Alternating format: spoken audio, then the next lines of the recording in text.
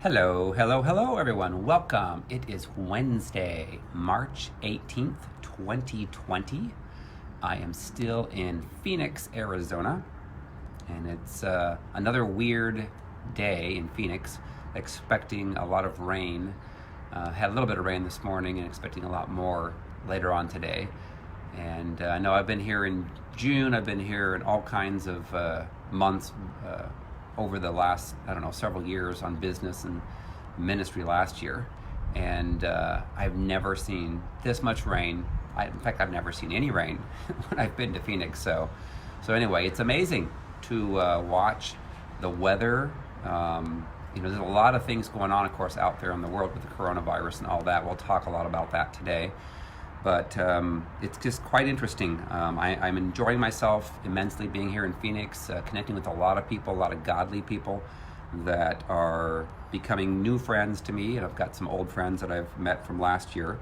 In fact, I haven't had time to talk about what went on this past weekend. I was busy doing interviews the last 2 days. So I'm going to give a quick recap on kind of how things developed over the weekend. And it's kind of interesting before we get into the topic, talking about don't allow the enemy to cause your life to fall out of balance, which there's a lot of people that are out of balance and we need to get ourselves back in balance. But so I had an interesting weekend. On Saturday morning I was invited to go to a car show, which I've been to a couple of car shows over my life, but some of these cars that I've never heard of before, I've never seen, like Morgan is the name of one, and another one was called RB something. Never heard of some of these cars, so I enjoyed myself at this car show. There was probably, I don't know, maybe 50, 60 people, something like that. So it was a small turnout. And then I did some ministry on Saturday. We had probably a good 40 people probably that showed up at this home in Phoenix, and lots of people got set free, lots of people got delivered.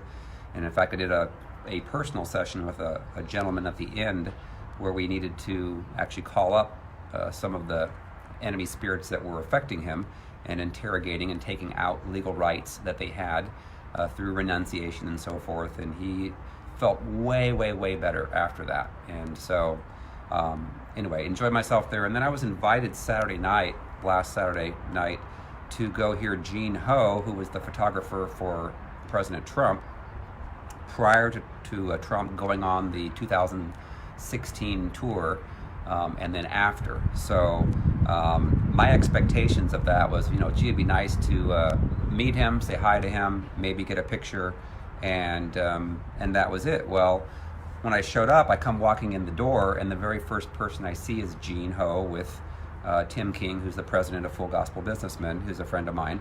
And so I got to talk to him right off the bat, and I'm like, wow, well, that was interesting. And then the next thing I know, they're inviting me to come on the tour bus. And I'm like, what? Okay, and this was literally the tour bus that President Trump and Vice President Pence took in 2016. So I'm like, well, my gosh, I'm honored. This is amazing. And then Gene started to share his testimony, and he didn't want us to do any video, didn't want to have it on Facebook Live, so he could share some things more openly. And so he's sharing, and I'm just intrigued by what he was sharing about how he was able to observe President Trump and the way that he behaved, and how it was completely different than what he thought. He was very genuine. He was very had compassion for people that he did not expect to see. And at the end of that, they opened it up for some questions. Well, I'm letting the people there, have their questions answered and so forth. Well, one of them is a good friend of mine, Robbie Rederer, and her husband were there, and she put her hand up and then asked him, would you allow Nelson Schuman to interview you? And I'm like, what? Didn't expect that. And the next thing I know, he says, yeah. He goes, sure. He goes, as long as I have enough time to do this, yeah, would do that. And so the next thing I know, I'm talking to a lady that does all of his scheduling, and we scheduled it for that Monday afternoon, actually 4 o'clock local time here. And so I'm thinking, well, how did that happen, Lord? That was like a suddenly I wasn't expecting. It's somebody else. It's a good friend of mine that had asked on my behalf, and so that was amazing. And then on Sunday morning, I got to go to church at Prepare the Way Church. I've spoken there before last year. Pastor Rob Winters, great guy, him and his wife, awesome.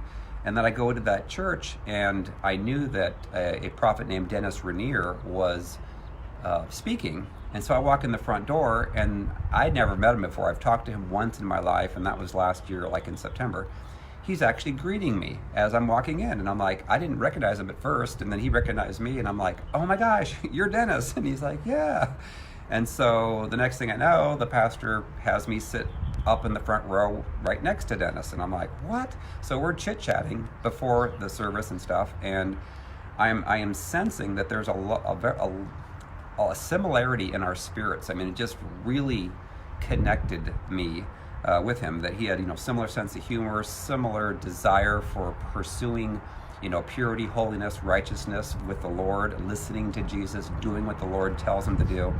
And then I found out, kind of confirmed later, that that's who he is. And so he actually gave me a word too that was spot on with things he didn't even know, didn't have a clue. So I don't get words that often, so I was very much valuing that. And again, that is on Facebook Live if you want to go back to listen to that word.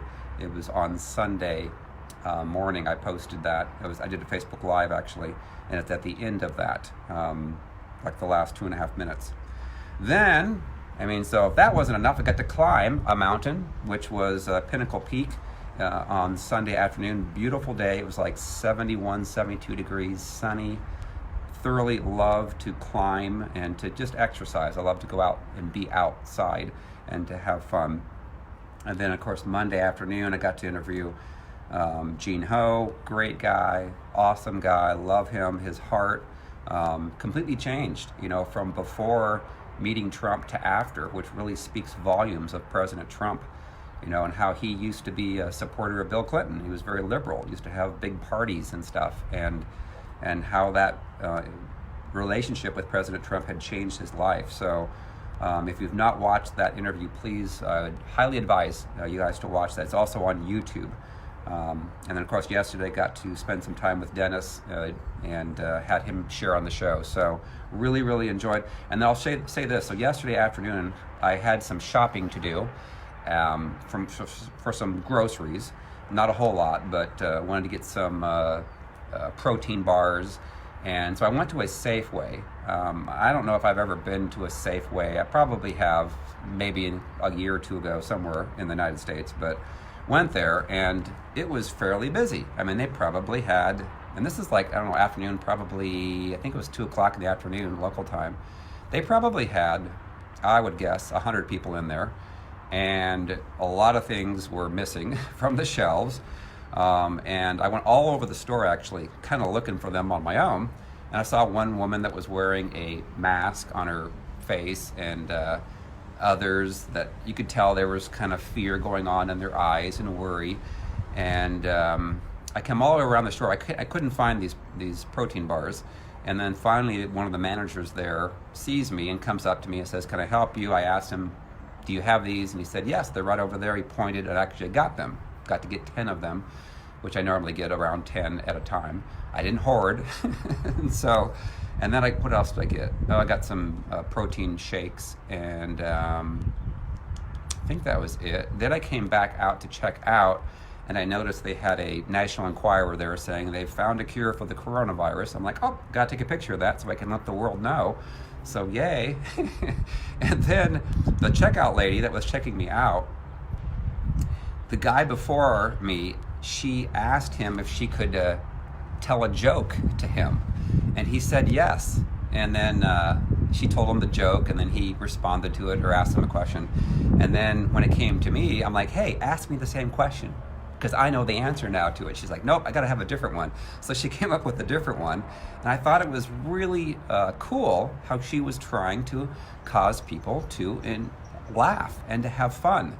Because again, this has been, of course, extremely, really overblown. It really has. There's been, 100 deaths, I think, in all of the United States with this. If you look up the flu, the common flu, there's been thousands and thousands of deaths of that. And so anyway, yeah, we have to take it seriously, obviously, but I think in the light of the whole scheme of things, we can get into the point where we're so consumed by fear, and there's so many people that hear the voice of the enemy, and that just causes them to even more manifest in fear and worry and, oh my gosh, this bad thing's going to happen, that bad thing's going to happen. Had I not gone through deliverance myself and then been able to actually discern the voice of the enemy and shut down the enemy's voice so that I can stay at peace, I don't know where I'd be like right now. I would probably be like in fear. Oh my gosh, got to stockpile this, stockpile that, fear, worry, worry. And instead of trusting God for everything, the Lord's taken me through the last several years of trusting the Lord. I don't know where I'm going to sleep, in another 10 days. I don't know where I'm going to be in California. I'm going to Las Vegas next weekend for one night to do ministry. In fact, they shut down all of Las Vegas now, which that's going to be really weird. I'm going to have to walk down the strip of Las Vegas because I've never seen. That would be interesting to do a Facebook Live from Las Vegas and have nobody out on the streets, because that place is crazy and demonic. I've been there several times on business, one of my least favorite places to go to. And then I'm going on to California from there. I'll be there for a couple of weeks, I think, 2.5 weeks in California. I don't know where I'm going to stay. I don't worry about it, When you trust the Lord will provide, and you don't have any fear and worry about anything. But of course, if we've not gone through getting our soul wounds healed by Jesus, and then commanding the demons to go from that, we're going to get tormented by the enemy. We're going to make bad decisions. We're going to be worried and fearful about everything. Scary about this or that, and oh my gosh, we've got to get, all these stockpiling of food and toilet paper and gas. We've got to be runs on this or that. You can't go out and eat anymore. In fact, the last couple of days I have gone out to eat, like at Panera Bread and Qdoba, and I was the only one there. I'm thinking, well, this is convenient. I can go eat and sit down and not have a whole bunch of people around. And I don't know if they've canceled those now to where you have to eat out, but I'll say this. So I like to work out, and I have a membership at LA Fitness and Planet Fitness. I learned yesterday that LA Fitness shut down all their LA Fitnesses. Or actually, I think it was Tuesday. Yesterday was Tuesday. So yeah, today's Wednesday. So this morning I go to work out at Planet Fitness because they hadn't announced that they're shut down. Well, they're shut down. I went there at 6:30 in the morning, completely dark inside. I'm like, my gosh, they can't do this. Now they've gone too far. You don't mess with me when I'm trying to work out. So what did I have to do? I had to improvise. I still stayed in fun. In fact, I was talking to Tina Kirkpatrick today, who's my assistant. We were both laughing, having fun as much as we can. And, she's doing her work for me and stuff. And I am looking to work out. And so I ended up finding a place here at the base of this mountain, North Mountain in Phoenix. And I walked around these picnic benches that were covered because it was raining too. So I was covered, but I was working out. And I was actually doing push-ups. So it's like, where there's a will, there's a way, and always speak life and be positive. Don't ever go to the negative and the dark side, but that's what happens if we've not been set free and delivered. We're going to end up hearing the voices of the enemy, and we got to take the thoughts captive before the thoughts take us captive, because that's what will happen. So what I've been seeing and sensing from the Lord is that there are things that are being shaken right now all throughout the world. Hey, there's Tina. Hey, Tina. Things are being shaken. The coronavirus is shaking people's faith. What do you have your faith in? Do you have your faith in man and medicine, or do you have your faith in the Lord? I had to switch my faith back in 2009 to where I started to be told that we could actually have the Lord heal us and to be our protector of our health versus having to worry and fear about all these things medically. And it's transformed my life. I've been healed of everything since 2009, so it's been 11 straight years, not taking any ibuprofen or Tylenol, nothing over the counter, nothing prescribed, and not even any vitamins. I've taken it to the nth degree, and it's working. It's working when you have your faith completely in the Lord. And of course, it's not been easy. I've had stuff that's come against me. I've felt pains in my bodies. I had a bulge in the size of a golf ball in my spine for 6 weeks. Don't know what it was because the Lord eventually healed it. But I'll say this, it's really continued to give me peace. When you think about John G. Lake, he put the bubonic plague in his hand out of a guy's mouth that was dead, and they put it under a microscope, and it died on his hand because he knew who he was in Christ. But there's so few Christians that really truly know. They say that maybe, oh yes, the blood will protect me, I'm safe. But as soon as they get a symptom, they start to get into fear. And as soon as we get wrapped up in fear, then the enemy's got us. And then where's our faith at that point? So yes, everything's being shaken by the coronavirus. And then literally this morning, I got this notification on my phone that there was an earthquake in Salt Lake City. It's like 10 miles west of Salt Lake City, a 5.7 earthquake. They had something like 47 or 50,000 people without electricity now in Salt Lake City. Of course, we know that's where the Mormons have their headquarters. And I've learned there's been some deep, dark, bad and evil things that the Mormons do. Again, God is shaking things, shaking, a whole lot of shaking going on. So let me read Hebrews 12, 25 through 29. It says, see that you do not refuse him who speaks, talking about the Lord. For if they did not escape who refused him who spoke on earth, much more shall we not escape if we turn away from him who speaks from heaven, whose voice then shook the earth. But now he has promised, saying, yet once more I shake not only the earth, but also heaven. Now this, quote, yet once more, unquote, indicates the removal of those things that are being shaken, as of things that are made, that the things which cannot be shaken may remain. So there's a whole lot of shaking going on because the Lord's like trying to get our attention, saying, pursue purity, pursue righteousness, pursue holiness, pursue me. Don't be putting your trust in things of the enemy. Isn't that nice? The sky, I prayed that it would be blue skies behind me. And this is crazy. It's starting to actually become blue skies. Yes! Because it was raining before I came on the air here. So anyway, let's go back. I get distracted sometimes by things that are pretty. So anyways, things are being shaken out of our lives. You know, again, we should all have the prayer, Lord, shake out everything that is not of you. I don't want one thing that is of the enemy within me. You know, I don't want to sin sexually. I don't want to have hidden sin in my life. I want it gone completely. Lord, and what the Lord's doing, he's exposing all this stuff. He's exposing all the fears and all the worries. You know, are we trusting in our money and our bank account? You know, I have to trust the Lord every day for things. You know, I have a ministry and I don't put pressure on people. I don't ask for money. I let the Lord speak to them, and then the Lord's been providing. So it's amazing that people that are in the church, there's a whole bunch. In fact, I was talking to Dennis yesterday, and there's a whole bunch of people in the church that need to be shaken. A lot of them in leadership, a lot of them in ministries that are not at all righteous and holy in their living. And the Lord's shaking that all out and exposing this stuff. You know, people that are in ministry, you know, there's a lot of corruptness that is being done. And the Lord's like, I'm going to expose this stuff, you know, because I've given you time to repent and you won't do it. So it says, therefore, since we are receiving a kingdom which cannot be shaken, let us have grace by which we may serve God acceptably with reverence and godly fear. For our God is a consuming fire.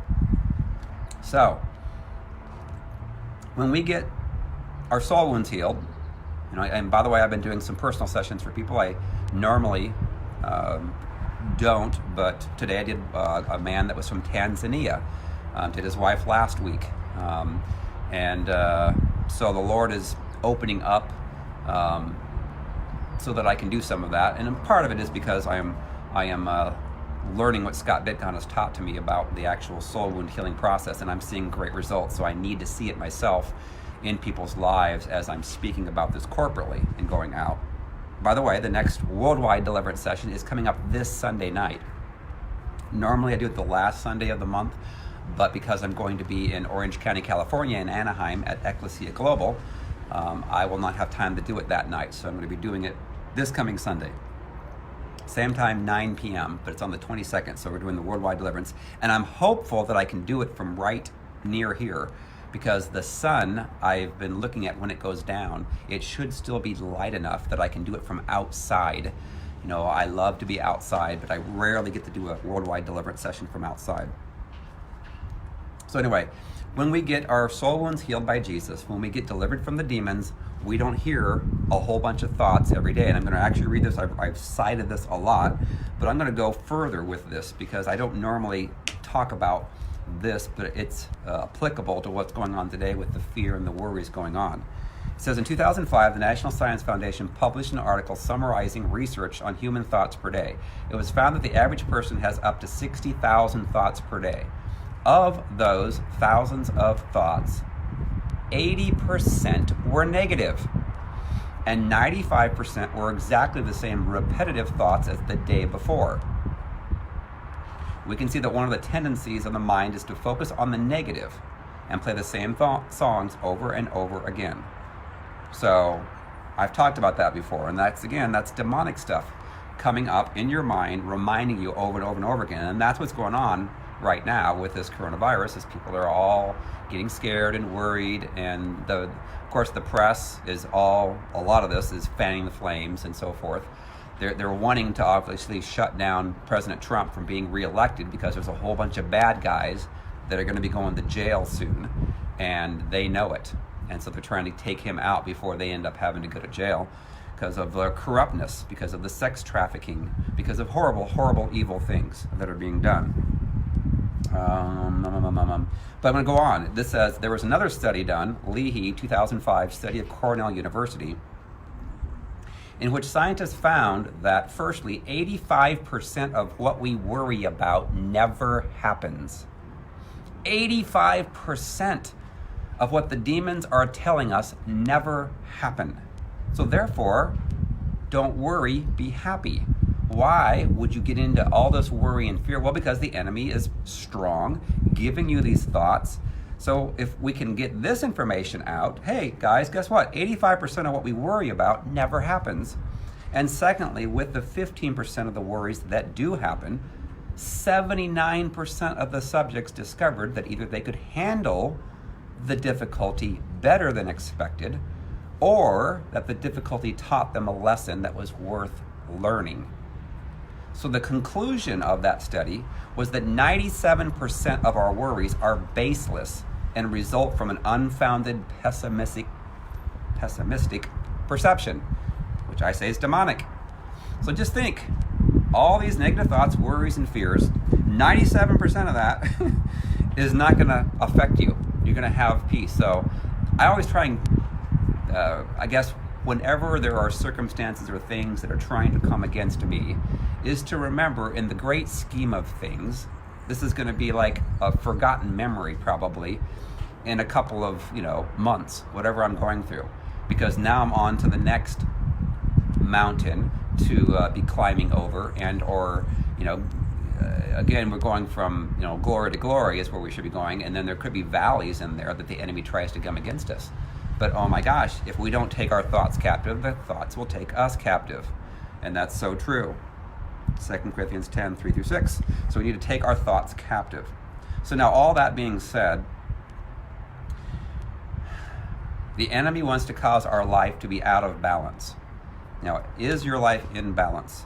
Or do you spend more time in one area worrying about this or that than the other? So the Lord kind of gave me 5 different areas to talk about today. Number 1, spiritually and our faith. Number 2, food. Number 3, exercise. Number 4, financial. Number 5, social media. So spiritually, faith. Are we doing what we should be doing every day? Most of us probably not. Some of us, we are. But do we read the Word on a regular basis? We should be reading it, of course, every day.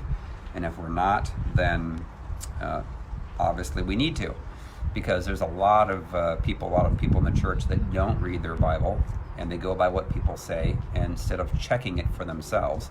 And so it's extremely important that we all read the Word, and that we end up memorizing Scripture, so that when we get the enemy thoughts coming in, we can actually come against that. So make sure that you read your Bible, and what I like to do is ask the Lord for a verse or a chapter. What am I supposed to read today? What do you want to tell me today? And then the Lord ends up giving me the Word. I look at it and I'm like, oh my gosh, that speaks to me in this situation. That was good. So obviously we need to read our Bible every day. And if you have not receive your prayer language. You need to receive your prayer language to pray in tongues and then use it. Oftentimes people don't pray in tongues. They have it, but they don't use it. I pray in tongues every day, and sometimes way more than others, sometimes maybe for 15, 20 minutes in the day. But normally, on average, I would say probably close to maybe 30 minutes a day. And again, oftentimes it's because I'm driving down the road and I just feel the presence of the Lord. I start praying in tongues and it brings in more peace, brings in more insight from the Lord. So pray in tongues. It draws us closer to the Lord spiritually. And we can't hear the voice of the enemy when we're praying in tongues. Can we? No. So that when I pray in tongues, it's like, okay, my thoughts coming in from, well, I very rarely hear the thoughts from the enemy, only because I shut them down. Why would I listen to more than 3 words from the enemy? So you got to shut it down quickly as you can. And then, listen to the Lord, but make sure that you listen to the Lord. Make sure that you're listening to the Lord and not the enemy. Because unfortunately, the enemy's voice, if you're still hearing the voice of the enemy and he's got legal right, I know a lot of people that think they're hearing from God and they're not. And it's causing them to blame their spouse and get a divorce and all these things that are crazy. They're not hearing from the Lord at all, and they think that they are. So we have to make sure we get set free and delivered. Otherwise, we're going to end up messing up our life. And we need to know our authority in Christ. You need to, if you haven't read the book by Kenneth Hagin about our authority, believe the believer's authority. I read that book and then I applied it right away.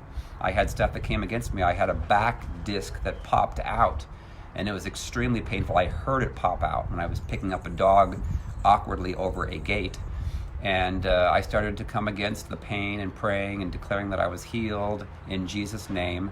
And over the course of 2 days, I was healed. I didn't take anything for it.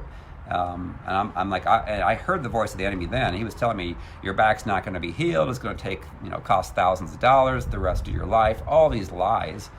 And I would listen. And I was getting into worry and fear. And I'm like, oh my gosh, I gotta shut that down. And my mentor told me, you need to take that thought captive and don't let the enemy run you around.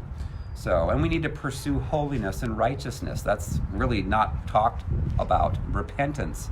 In the church, they talk about the hyper grace message and say, you ask Jesus into your heart when you're 8 years old, you're good to go. You can keep on sinning. You can keep on, wantonly having sex with anyone you want. You can cuss. You can lie about people. You can, be jealous and angry and go off on people and have wrath and it's just ask for forgiveness once a week, like going to a priest and asking them to bless you and confession and stuff. So it's like, no, we need to pursue with a righteous heart holiness. Pursue the Lord. When you pursue the Lord, then you're going to become closer to the Lord.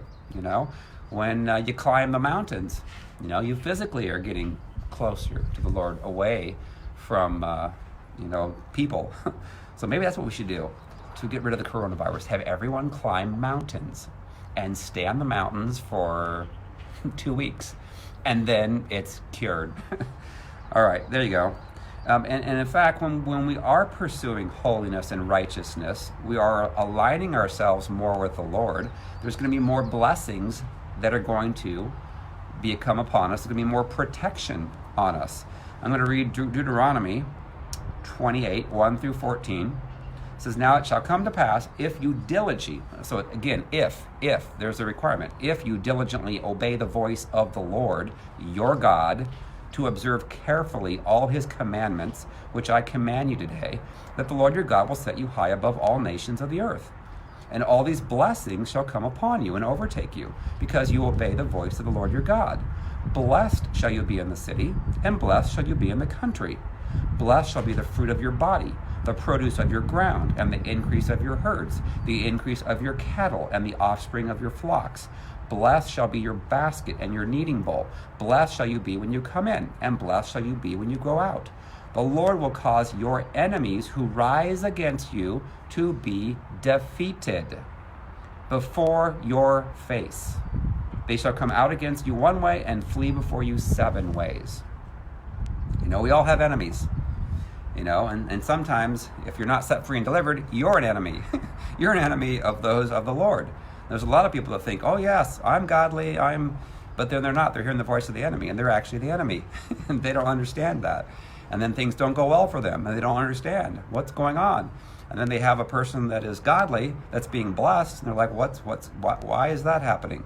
And again, the Lord is oftentimes very patient with us, more patient than I would be.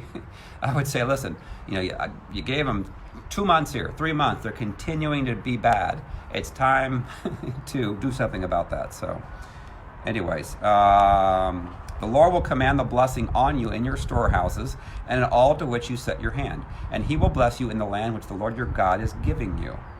The Lord will establish you as a holy people to himself, just as he has sworn to you, if you keep the commandments of the Lord your God and walk in his ways. Then all peoples of the earth shall see that you are called by the name of the Lord, and they shall be afraid of you. Yeah, it's, people that are anointed and in doing what the Lord is telling them to do, it's dangerous if you come against them. You don't want to come against a person who is anointed of the Lord, because then things are not going to go well for you. But that's what the enemy wants to do. The enemy wants to cause people hearing his voice to come in and spread lies and rumors and half-truths about you to try to hurt you and to stop you from doing God's calling. And that's what the enemy does. And oftentimes their life gets worse and worse and worse. They have no peace. They have misery, oftentimes sickness, and things don't go well. So, all right. The Lord will establish you as a holy people to himself, just as he has sworn to you, if you keep the commandments of the Lord your God and walk in his ways. Then all peoples of the earth shall see that you are called by the name of the Lord, and they shall be afraid of you. And the Lord will grant you plenty of goods in the fruit of your body, in the increase of your livestock, and in the produce of your ground, in the land of which the Lord swore to your fathers to give you. The Lord, there's that chipmunk. See, I got good peripheral vision right over there, but I'll come back. The Lord will open to you his good treasure, the heavens, to give the rain to your land in its season, and to bless all the work of your hand. You shall lend to many nations, but you shall not borrow. And the Lord will make you the head and not the tail. You shall be above only and not be beneath, if you heed the commandments of the Lord, your God, which I command you today, and are careful to observe them. So you shall not turn aside from any of the words which I command you this day, to the right or to the left, to go after other gods to serve them. So that's kind of encapsulates the spiritual side that we should have in balance in our life. I look back at my life back in 2008 and thought I was a Christian. I was teaching my kids' Sunday school class in a big church of probably, 2,000 people. And I had a great job, paid lots of money. But man, I was not really truly a Christian. Even though I asked Jesus into my heart when I was younger, I could pray in tongues, But looking back now, I'm like, my fruit, God knew my heart. God knew the fruit. It kind of stunk, and it wasn't good, and it needed to change. And the Lord changed everything. And now it's like, wow, now I know what it really means to be walking in the Lord and aligning my life with the Lord. And, I have no desires, to watch anything that's demonic or evil or sexual or has cuss words in it or listen to music like that. It's like, why? It grieves the Holy Spirit that's within me. I don't want to grieve the Holy Spirit. I don't want to grieve the Holy Spirit within me. And it just, and there's so many people that are out there in the churches that have lives that are not aligned with the Lord, and then they get mad and angry at God if they have to suffer a little bit. Well, there's probably going to be a lot of suffering here the next couple weeks, and we need to understand, when we get protected by the Lord, he will do whatever to protect us, provide you peace. Number one is the big thing. That's why I talked with the photographer for President Trump, Gene Ho. He had lots of money, had lots of sports